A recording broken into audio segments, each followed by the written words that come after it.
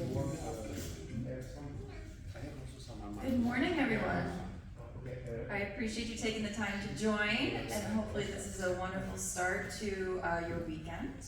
Today we're going to be discussing email marketing. So just quickly, show of hands, does anybody currently do email marketing or run email marketing for their brand?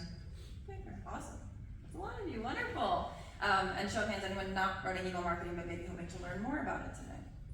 Okay, very good. So we have a little bit for each group, those who that are already engaged in email marketing and those who maybe are just looking to understand the basics. So today we're going to be talking about email marketing strategies, specifically those that are boosted by integrating AI. So just to get us started here, a little bit about myself. My name is Ashley Ismailowski. I'm the Director of Email Marketing at SmartSites. We are a digital marketing agency based in the United States with a global workforce. We are an Inc. 5000 fastest growing company for 7 years in a row, and we offer a variety of services to include website design and development, SEO, PPC, social media marketing, and of course email and SMS marketing. And today I have the pleasure of speaking to you today about, like I said, email marketing strategies that can be boosted with AI. So just to get us started, we're going to be talking a little bit about AI in general and how we find that it integrates with email marketing. We'll be talking next about the progression of email marketing through each stage. First, in that acquisition stage, we're talking about on-site displays to boost conversions. This is our capture tools for how to acquire new subscribers. We'll be talking about how to create and build smarter customer segments in order to deliver more personalized and relevant content. And then we'll go into our strategies for driving repeat purchases through email, through automated flows or campaigns, as well as a special segment on transactional emails as well. So let's go ahead and get started. Just to kick things off, establishing the relevance of AI in email marketing and strategies to leverage it. So AI is nothing new to us. It's been around for a while, but what we're finding is that it's getting smarter, it's getting more agile, it's getting more affordable and more accessible. And in email marketing, it's already been a core component of our strategies for many years. And these take the form of predictive analytics, A/B tests, dynamic content blocks, as well as, of course, AI-generated copywriting, which I think is everyone's new favorite thing. It also enables us to analyze extensive data sets, to produce copy, and to run reports much faster than a human can at a computer. And so what we find is we're doing a lot of the same strategies that a human would do, but we're doing it at a much faster pace. We're able to scale much more quickly. And like I said, what we're finding is that nothing new. Certainly they do develop these tools over time. They've existed for a while, but they are getting smarter, faster, and overall more efficient. As I mentioned, AI is much more accessible to scaling brands. We're finding that AI is now being brought in platforms. So when we talk about email marketing, we're talking about an email service platform, ESP. And we're finding that those tools, like your MailChimps, your Brevo, Klaviyo's, OmniSense, are bringing AI inside the tool itself so that you're no longer working with a third party to generate new content, to iterate on A/B tests. It all happens in platform at no additional cost. So we're seeing a lot more players using AI. Important consideration, there will always be a need for that human touch. AI does still need prompting. They don't read our minds. They don't know, they don't have a firm grasp on brand voice or strategy. So we will always need still the nuances of that human touch. Cool, so let's talk about email marketing next. Email marketing impacts every touch point on the customer lifecycle, starting with acquisition all the way through retention.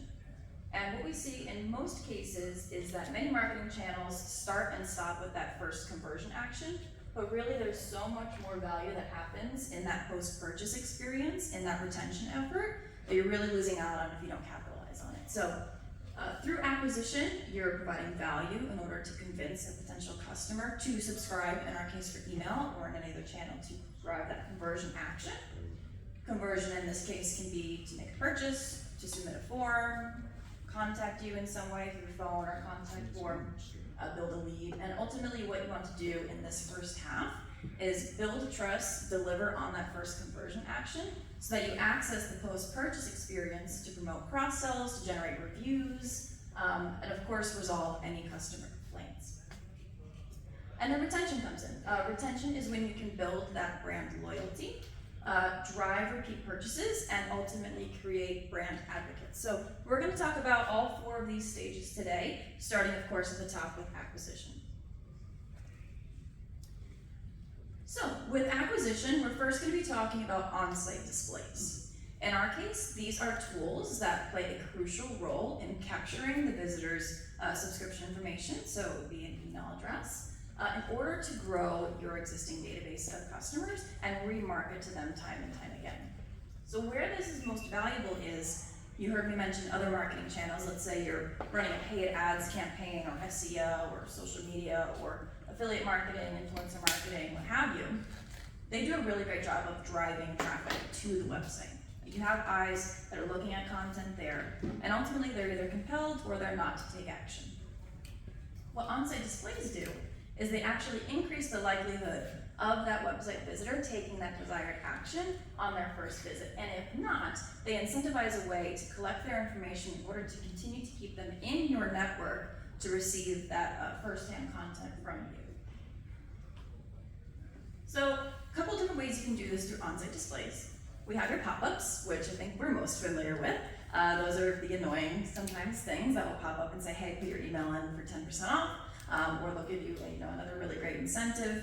But what this does is they can be placed strategically in order to intercept those key touch points along the buying journey where they may be coming to a crossroads where they will or will not be converting. For example, you can set it to display after a few seconds on the site, on a specific URL, after they've added something to the cart.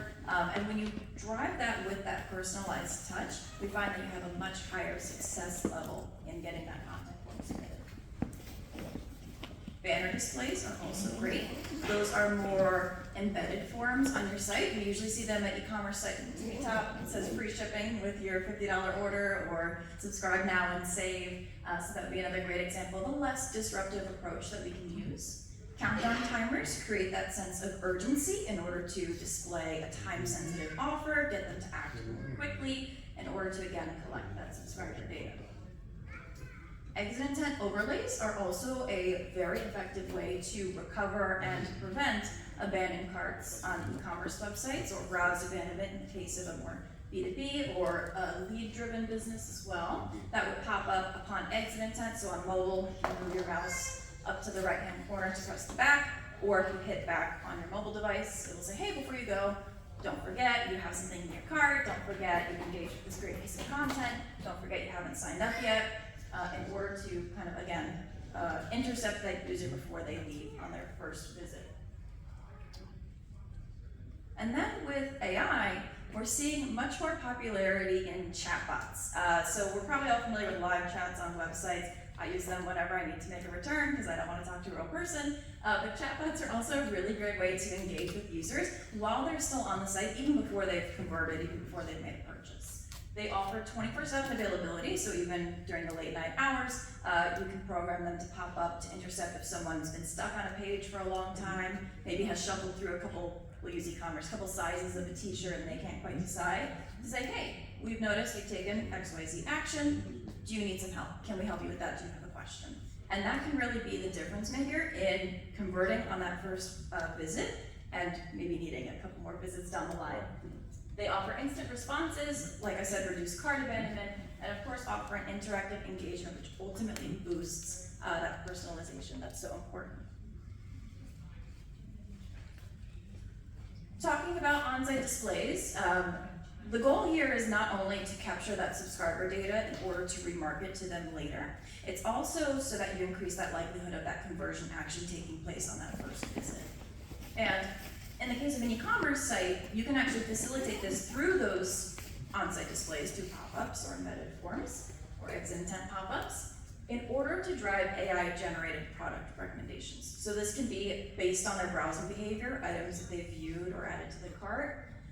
This can help to boost discoverability. You may also like these items. That's a form of AI product recommendation as well, to be displayed underneath something that the user's already looking at. cross-sells and upsells, of course, in order to increase that AOV.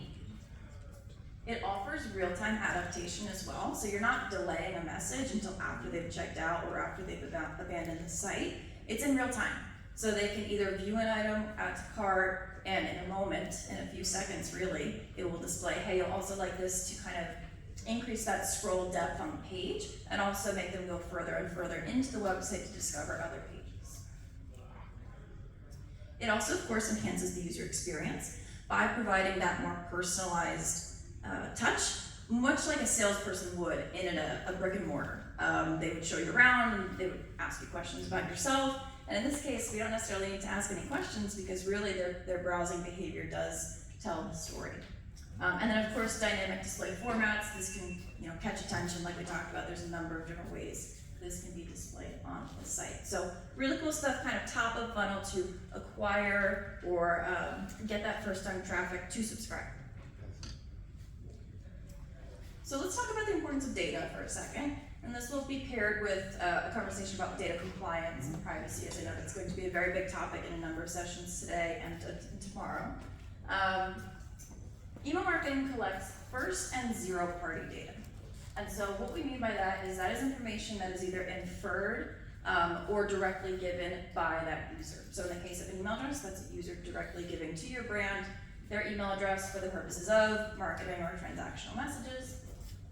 And then we have access to other data, such as their browsing behavior, their preferences, their previous purchase history, or other engagements with the brand that we can leverage and use to deliver that personalized experience. So there are growing concerns, of course, about data privacy as well as compliance. In the US, we have CCPA, I know we have GDPR over here. And this actually restricts how we can capture and store personal data. And it also impacts, I would say, the consumer's decision to provide that data in the first place. We're finding that consumers are much more informed about their data, where it goes, how it's stored, and so they're making much more informed and careful decisions about when and where to provide that. So we talked about first-party data. That is the data that you gather directly from your consumers through your own marketing channels, primarily the website. These can be things like customer data, so purchase history, products viewed, etc., and user data, which is more so browsing behaviors or engagement in emails, so it could be opened versus not opened, items that they've clicked on, or otherwise shown engagement on. And then you have zero-party data, which is not inferred, it is directly provided. So think of a quiz or a survey that you issue that otherwise they have to offer a direct answer to. So I have an example up on the screen. This is with coffee. Hey, enter your email, when is your birthday, and do you prefer light or dark roast? This would be an example of zero-party data that they are directly providing to you in order to enrich their experience with the brand. So certainly other things like gender, age, location, preferences can also be considered zero-party data. What do we do with all that data that we've collected? We use it to create segments. So customer segment is the fastest way to group your contacts into ultra-precise audiences in real time in order to target messages based on latest shopping behaviors or other customer data that you've already collected. This is used to drive more engagement, to keep subscribers active for longer, and you do this by serving them content that they're most interested in. And we're finding that this improves deliverability by sending campaigns to targeted segments instead of those batch and blasts that go out to everybody that I'm sure we're all very familiar with. I have a ton of them in my inbox right this moment. And we do see on average 100% higher clicks when applying segmentation compared to a non-segmented campaign. So super important to note when we talk about email marketing nowadays, it's very different than it was a few years ago where it's, hey, quantity over quality, right? With regulations in data privacy and also with changing demands from the inbox providers, right, Google, Yahoo, Outlook as well, we're forced almost to be more mindful in the messaging that we send, and we do have an increase in customer demand for that personalized experience, so the expectations are much higher on us as brands and as marketers. And what we don't know, what we haven't been given through first-party or zero-party data, we can still infer with predictive analytics. And this does a great job in filling the gaps that are left behind by the scarcity that we're now finding in third-party data and will continue to find. If we don't know something, many of the platforms that we work on as email marketers, those ESPs I mentioned before, allow us to predict based on other user behavior the likelihood this particular user will align with that same structure. So let me explain. You can use predictive analytics to determine someone's next service date or next date of purchase. You can use it to find lifetime value based on other like consumers. You can determine churn risk if someone's been disengaged for X amount of days. How likely are they based on the data you've seen in the past to churn and when? Spending potential, you can automate A/B testing. You can even do predictive demographics.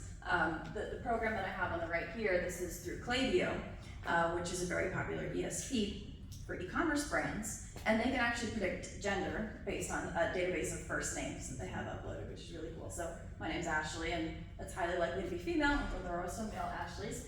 So they would say, hey, this is someone who's likely to be female, even if I haven't provided that data, and the brand then can leverage that to sell made women's shoes, or a blazer, or watches for women as well. You can also use this to drive sales and service recommendations as well. So whether or not I've directly provided those products, services, accounts, signups, forms that I'm most interested in, based on my profile in your unified customer data platform that you leverage for email marketing, you can then predict the likelihood that I'll fall in line with another profile that's known. So very cool stuff, and this is all using your own customer data, right? I've talked a lot about scarcity and third-party data over the last couple months and kind of heading into the year as well. And so it's really important to be taking ownership of your data, understanding what's needed to keep your customers' data secure, organized, and available to you in order to leverage to create the best possible outcome for brands and for your consumers. Another really cool stat that I like to share as well is these personalized emails. We talked about segmentation, but the personalized emails themselves that are sent to those relevant customer segments drive 18 times more revenue than those broadcast batch and blast emails. So certainly something to keep in mind as well. Not only, like I said, are we providing value to the end user in that they are receiving messages now that are most relevant to them, that they're most likely to engage with, but actually the brand will see a higher level of return come back as a result. So why is all this important? Really, customer data is king. Your owned data, your first-party data, your zero-party data is really going to be your most future-proof strategy moving forward in any business. But it's really important that you have a platform where it's housed that allows you to leverage it, like we talked about. So it's very important, of course, to first and foremost retain those hard-won customers. Cost per leads are getting incredibly high. We all know it costs a lot of money to market on any channel, and we certainly do want to make sure that our dollars are going further by ensuring that the traffic we're able to drive to the website does more for us. To do this, you can run a number of tests in email marketing in order to determine what your audience is most receptive to. You can run tests on offers, whether it be the volume of the offer, the type of the offer, the timeline of the offer as well. Your send time to see what time of day, week, month your audience is most likely to engage with your content. The content itself, of course, your CTA placement, a banner image, personalization, sent from name, you name it. There's a lot of things that we can then test and use our audience as our guinea pigs to determine what they are most receptive to, and we can do this without relying on third-party data. So I don't have to go and research, hey, what worked for this brand that's maybe in the same industry but another country, or another country but a different industry, same size, not the same size. I can test it with my own data so that I know what works best for me. All right, let's talk about email design. So we've talked about the acquisition strategy, we've talked about that conversion action, but what really is the anatomy of a conversion-friendly email design? And I will be sharing the slides after this, so I'm not going to write any of this down. There's a number of different things, and it would take me probably all day to go through my favorite best practices, but I've broken it out into the bare bones. If you're doing nothing else and you take nothing away, really kind of hit home with the idea of keeping your branding consistent, sticking with one main CTA, using a mobile-first email design best practice, and making sure to include relevant and personalized content. So just to go through each of these points as well. You can see in my email here, I've used Smart Sites, our company, as my example. You always want to maintain consistent fonts, colors, logos, sections when possible, using the same header section or footer section, just to make sure that email to email, you're providing that consistent experience for the end user. Surprisingly, I also find a lot of people struggle with the second point here, which is to stick with one main CTA. I know it can be hard to choose, whether it be shop now, sign up and save, register here. But what we really want to do is that we want to make sure that this CTA appears above the fold and is very prominent. So what do I mean by above the fold? When you're looking at a mobile screen, before you were to swipe up on it, you want to make sure that button appears on that first 1/3 of the email. Ideally, if you have a longer email, maybe more like 1/4 or 1/5. But wanting to make sure that that is easy to click, and I also recommend that it's somewhere that your thumb can navigate to. So if you're putting the button at the top, thinking about the end user, they might have to move their hand. So think about it in the bottom section. When we talk about mobile-first email design best practices, this is because on average we're seeing 70 to 80% of emails being opened on a mobile device. And I think we can all agree I'm much more likely, at least my personal emails, to read them on my phone. So thinking about that customer experience first. And we've talked a lot about personalization as well, needing to make sure that we're adding either dynamic fields that are filled with the person's name, or otherwise offering those AI-driven product recommendations we talked about. Those can also be embedded in email as well. Just to ensure that we're hitting our key points when it comes to paying attention to their recent or previous purchase behavior or online behavior as well. And my pro tip that I have down here is not specific to design, but you can spend a lot of time designing a really great email and test it in all of the various platforms as well. But ultimately, if your subject line is not effective in capturing that activity, or rather that attention, you can find that your emails may not be opened. So I'll talk a little bit about it in my next slide, but generally subject line should give a hint to what's in there, but ultimately create interest and ask them to go ahead and click to see more. We usually recommend that these are also shorter, thinking about that mobile first experience. You only see a little under 50 characters on the subject line on a mobile device, and so you do always want to make sure that the length is something that you take into account. So let's talk a little bit about subject lines. So again, we have a wonderfully designed email. We want it to be read. There are 5 main things that you should really do in a subject line in order to make sure that it grabs the attention it should in the inbox. Make sure there's no spelling mistakes. And if there's any spelling mistakes in this site, please do not tell me because I'll be very embarrassed. But please make sure there's no spelling mistakes. Aside from it being embarrassing, it can actually ding your deliverability score. It can be something that inbox providers look at and consider as spam if there's excessive punctuation as well and capitalization. Sending something that's all caps with like 4 to 5 exclamation points is much less effective than it would be to write an informative, inquisitive subject line that's a bit more purposeful. You always want to create a sense of urgency where you can, driving that action at all times. So it could be buy now, it could be limited time offer, it could be hey, we saved your cart, it'll be available for 1 hour. But again, just something that pops up in their brain that it's not just like every other email they may receive in their inbox. Adding personalization into your subject line can also boost open rates. We do have the ability to put those fields, those personalized fields, into subject lines as well. So hey, first name, you forgot this, or remember that Adidas pair of sneakers you were looking at. That's certainly also another area that we can drive interest. And when in doubt, you can A/B test it.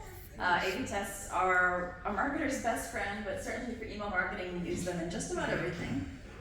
You can test subject lines based on length, based on using an emoji or not, based on a specific offer that's in the content as well. So in addition to, of course, testing the actual email, what it looks like, your CTA verbiage and placement, you can use the same A/B testing on the outside to get those views and eyeballs on that content in the first place. Next, we'll talk a little bit about automated email flows or sequences, depending on how you know them.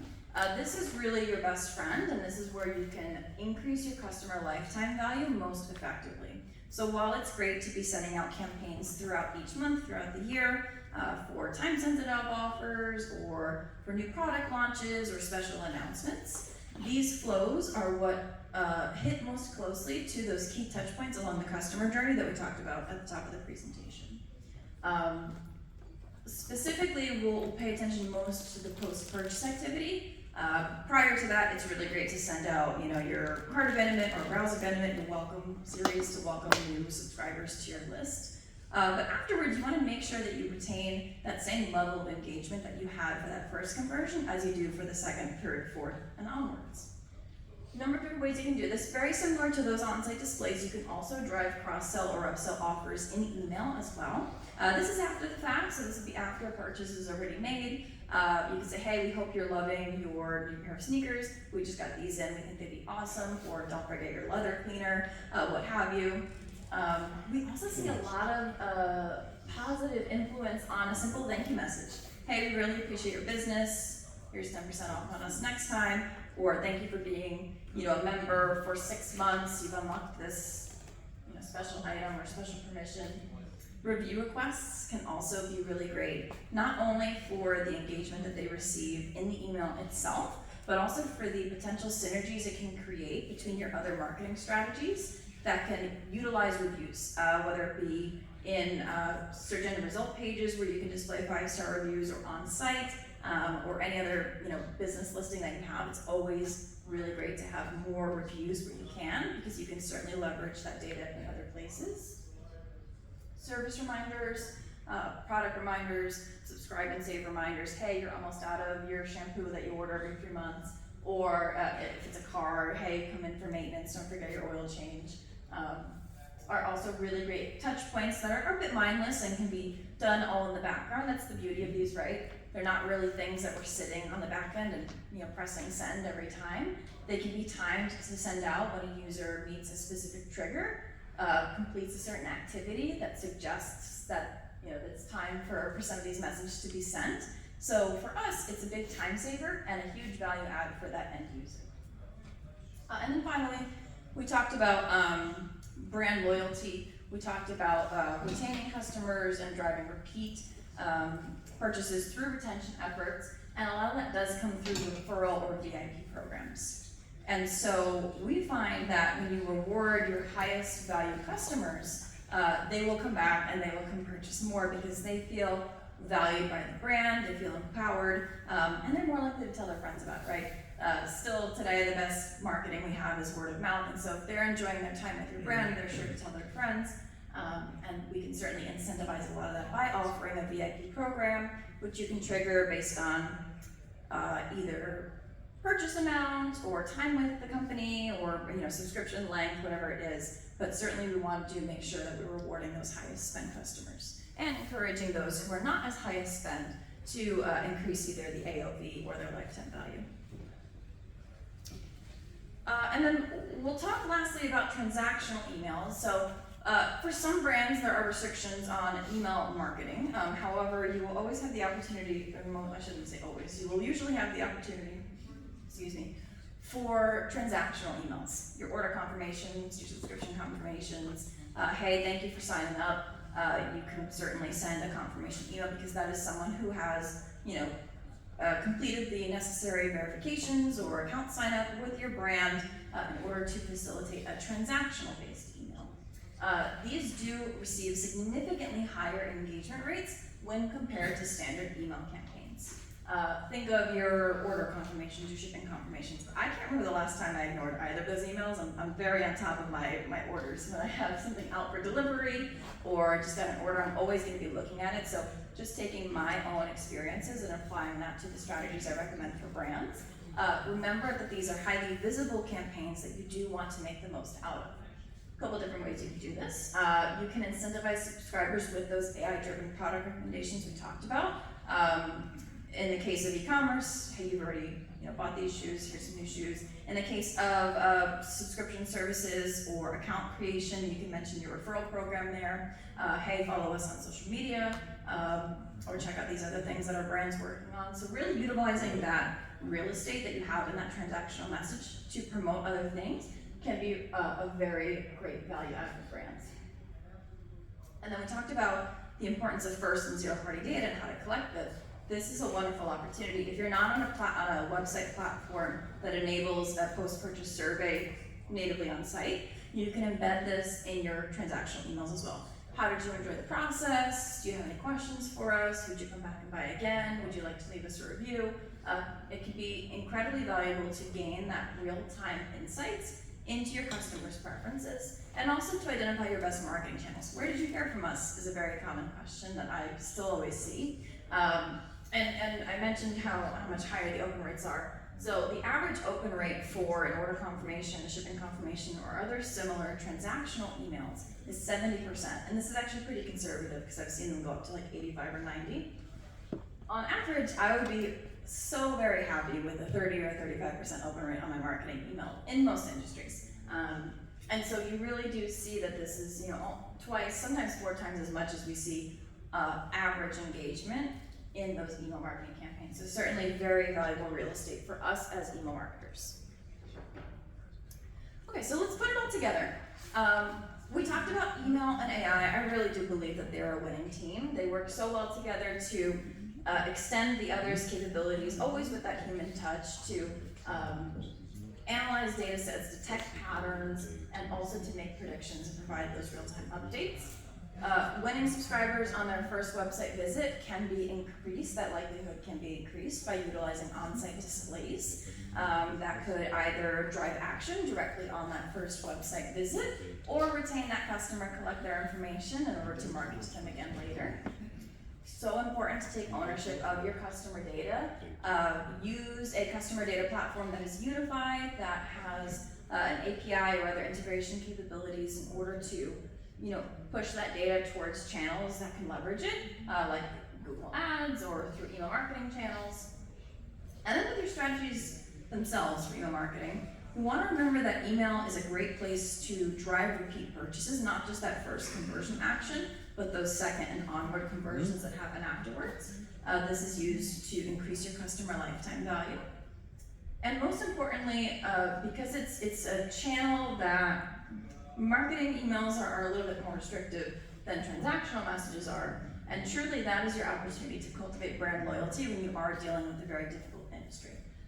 This can be used to convert customers time and time again through your most seen emails or through the automated flows that you have running in the background to meet their specific needs. Awesome. That's all I had. I'm happy to take questions in case there were any, and you can feel free to raise your hand if anyone has questions.